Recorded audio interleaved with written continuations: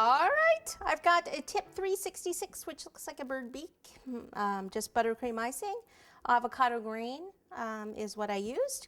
And I'm just gonna take some of this and I'm gonna do like a big leaf here and one like way up here. And then I'll take one of these big ones here and pop that right there.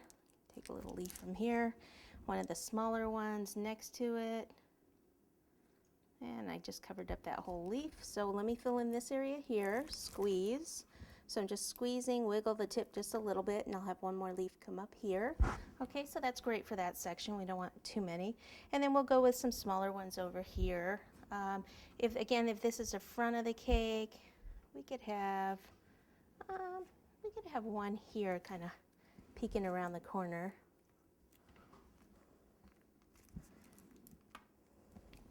And then we'll just have a couple small ones right here.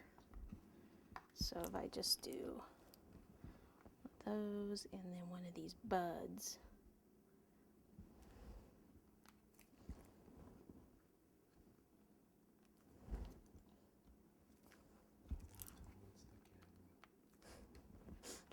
There you go. Like so. And you could do probably one more just back here or back here. Actually, to balance it, it should really be back here because you never know if there's a front or a back to the cake, depending where you're going with it.